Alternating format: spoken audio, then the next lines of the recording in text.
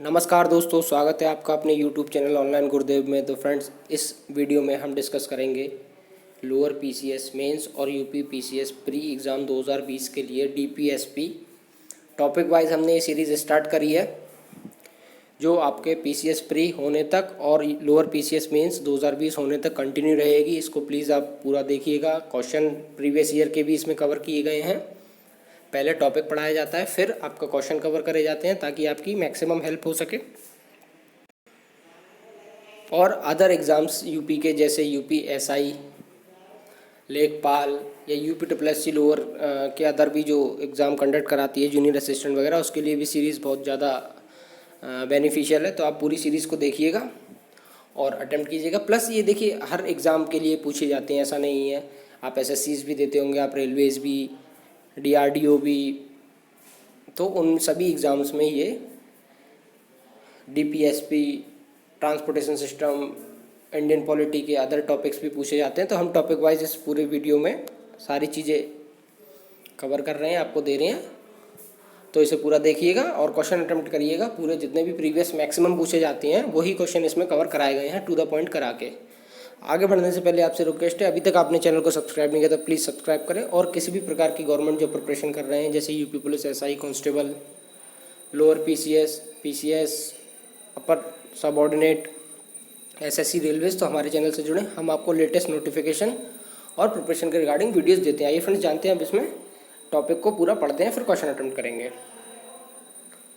DPSP राज्य के नीति निर्देशक तत्व, जैसा कि इसका लोगो ही बता रहा है, राज्य के नीति निर्देशक तत्व मतलब राज्य को निर्देश देती है ये पॉलिसी कि आप जब भी पॉलिसी मेकिंग करिए तो जो टॉपिक्स इसमें कवर किए हैं उन्हें ज़रूर कवर करिएगा अपनी पॉलिसी मेकिंग में, ताकि आप ज़्यादा से ज़्यादा लोगों तक फ़ायदा पहुंचाएं और उनकी ज़रूरतों को समझ के ही पॉलिसी को डिज़ाइन किया जाए। जैसे directive principle of state policies, DPSP की फुल फॉर्म होती है, एक एग्ज़ाम में पूछी भी गई थी, तो याद रखिएगा, directive principle of state policy, राज्य के नीति निर्देशक तत्व।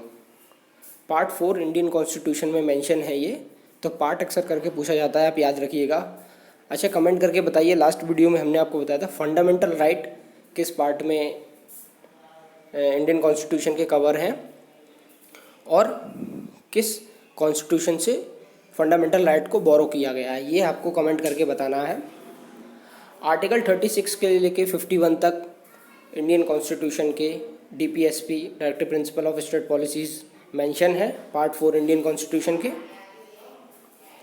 डीपीएसपी को आयरलैंड कॉन्स्टिट्यूशन से लिया गया है। देखिए, हमारा जो संविधान बना है वो अलग अलग संविधान से बोरो किए गए उसमें एलिमेंट्स हैं, जिसमें हमने अलग अलग जो जहाँ का अच्छा लगा वो हमने अपने कॉन्स्टिट्यूशन में डाला है। इसीलिए इसको 2 साल से ऊपर का समय लगा था और अम्बेडकर जी और उनकी पूरी टीम ने मेहनत करके पूरी 2 साल से ऊपर तक और पूरा एक रिटन, लॉन्गेस्ट रिटन कॉन्स्टिट्यूशन है। आपको पता जानकर हैरानी होगी, इंडियन कॉन्स्टिट्यूशन जो है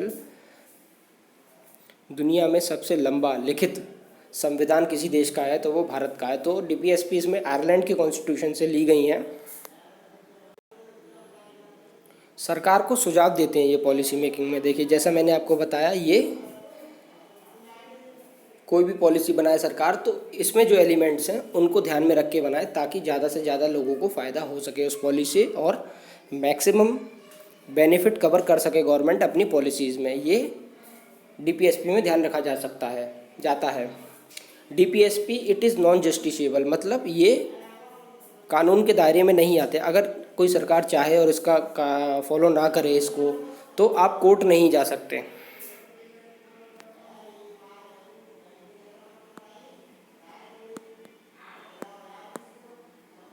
कोर्ट नहीं जा सकते आप।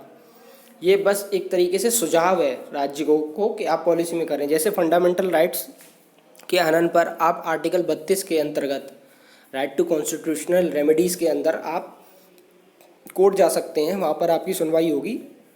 इस प्रकार से डीपीएसपी नॉन जस्टिफिएबल है, आप कोर्ट नहीं जा सकते हैं। और बस ये एक तरह का सुझाव है, राज्यों को बोला गया है कि आप ये करिए तो अच्छा होगा। ये तो नॉन जस्टिफिएबल है, ये भी पूछा जाता है, आप याद रखिएगा। ये देख लीजिए, डीपीएसपी आर्टिकल जैसा हमने बताया आपको 36 से लेके 51 तक, आर्टिकल 36 से लेके 51 तक इंडियन कॉन्स्टिट्यूशन के डील करते हैं डीपीएसपी में, और आर्टिकल 12 से लेके 35 तक डील करता है फंडामेंटल राइट्स में, तो ये आप याद रखिएगा। तो डेफिनेशन ऑफ स्टेट आर्टिकल 36 बताता है, 7 बताता है आपका उसमें कंटेंट प्रिंसिपल्स, 38 सिक्योर करता है सोशल ऑर्डर और पीपल के वेलफेयर का, जैसे हमने बताया ऐसी पॉलिसी बनाई जाए जो ज़्यादा से ज़्यादा लोगों को फ़ायदा पहुंचाए। 39 सर्टेन प्रिंसिपल्स, वही कुछ ऐसे सिद्धांत जो स्टेट के द्वारा फॉलो किए जाएं। 39A equal justice and free legal aid, मतलब कोई अरेस्ट होता है उसके पास वकील एडवोकेट करने के पैसा नहीं है या फिर वो है, तो उसको फ्री लीगल एड गवर्नमेंट द्वारा प्रोवाइड कराई जाएगी और सबको समान न्याय मिलेगा। ऐसा नहीं कि अमीर है तो उसको न्याय नहीं मिले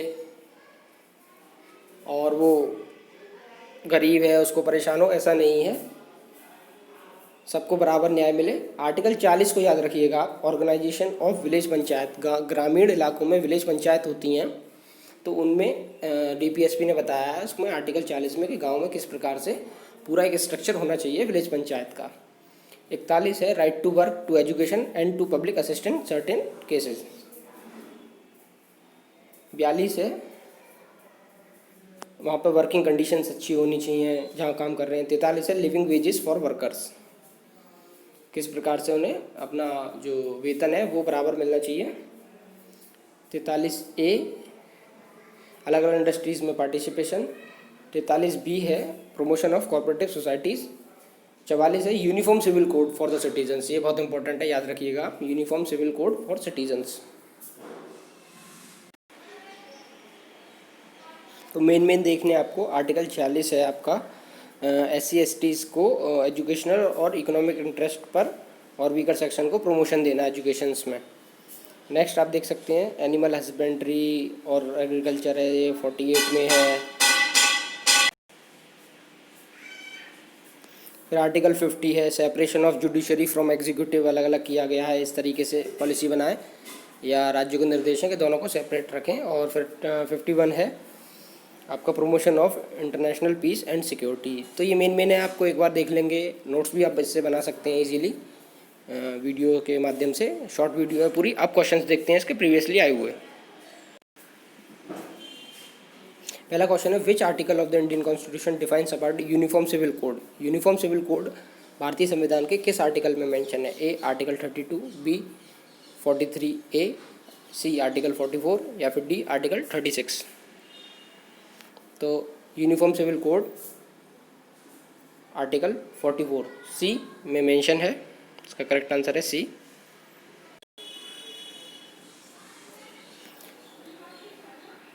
नेक्स्ट क्वेश्चन है which article of Indian constitution defined about equal wages for workers. Article 32, article 43A, article 44 या फिर डी आर्टिकल 43। तो इसका करेक्ट आंसर है D article 43 living wages for worker के बारे में डिफाइन करता है।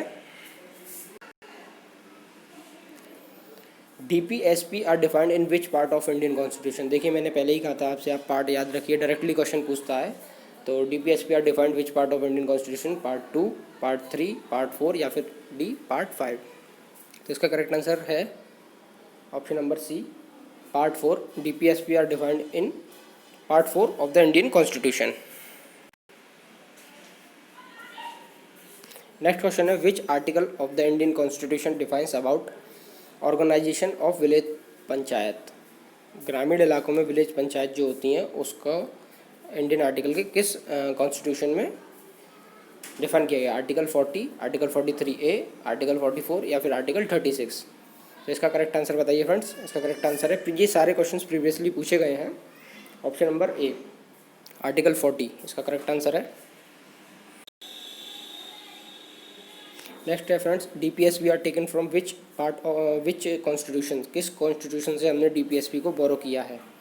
A USA, B Ireland, C USSR या फिर डी ब्रिटेन। हमारा संविधान अलग अलग कॉन्स्टिट्यूशन से बोरो करी गई चीज़ें हैं उसमें, तो DPSP कहाँ से लिया गया है ये आपको बताना है। तो ये बहुत बार क्वेश्चन पूछा जाता है और इसका करेक्ट आंसर है बी आयरलैंड। आयरलैंड से DPSP को लिया गया है फ्रेंड्स। तो ये इसमें मोस्टली इंपॉर्टेंट क्वेश्चन थे, बाकी आप एक बार आर्टिकल देखेंगे और उससे नोट्स भी बनाना चाहें तो आप बना सकते हैं इजीली। पूरा पॉलिटी के हिसाब से पूरा कवर किया गया है, इंडियन पॉलिटी बुक भी बाई लक्ष्मीकांत। तो उसको भी ख़रीदने की आपको आवश्यकता नहीं है, बस नोट्स बनाते जाइए और इस सीरीज़ को फॉलो कर लें, आपका डेफिनेटली सिलेक्शन में बिल्कुल बेनिफिट होगी ये चीज़ें। तो इस वीडियो में इतना ही फ्रेंड्स, अदर किसी और भी वीडियोस टॉपिक वाइज आपको मिलती रहेंगी। चैनल पर नए हैं, अभी तक सब्सक्राइब नहीं किया चैनल को, तो प्लीज़ सब्सक्राइब करें और अपनी ड्रीम जॉब घर बैठे वीडियो सीरीज़ के माध्यम से आप इजीली निकाल सकते हैं। इसमें mostly previous year questions cover किए गए हैं। अपने फ्रेंड फैमिली मेम्बर्स को भी बताएं सीरीज़ के बारे में। अदर जो सीरीज़ चल रही है आपने नहीं देखी है, या फिर जीके जीएस की जो वीडियोस पढ़ी हैं ज्योग्राफी पॉलिटी की, वो भी आप देख सकते हैं जाके चैनल पर। तो इस वीडियो में इतना ही फ्रेंड्स, मिलते हैं अगले वीडियो में। जब तक आप क्वेश्चन प्रैक्टिस करते रहिए। Thank you friends. जय Hind, stay at home, stay safe, keep studying. Thank you friends.